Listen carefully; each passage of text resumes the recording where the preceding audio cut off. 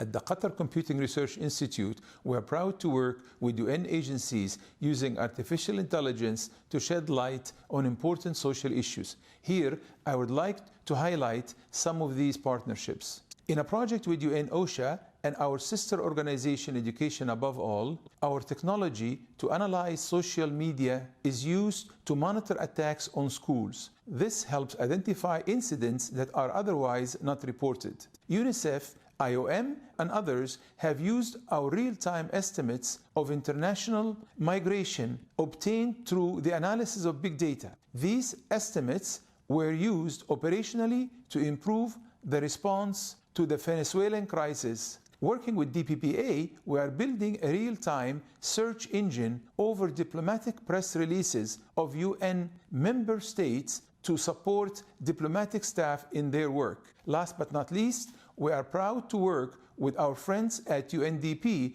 on joint research to support their accelerator labs and to host joint events such as our AI for Social Good workshop. Thank you for the opportunity to join the general debate on digital cooperation. I'm Gina, the team leader of the United Nations Development Program Accelerator Lab Network. We are a network of 91 social innovation labs embedded inside the United Nations, working to map solutions, explore new data sources, and undertake experiments to learn what works and what doesn't in sustainable development. The network is co-built as a joint venture with the Qatar Fund for Development and the Republic of Germany. And we're thrilled to work with the Qatar Computing Research Institute to explore new forms of data.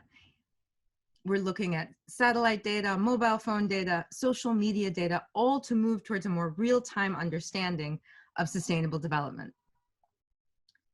This is all the more important now, given the effects of the pandemic, which have shut down 90% of statistical offices, either fully or through working from home.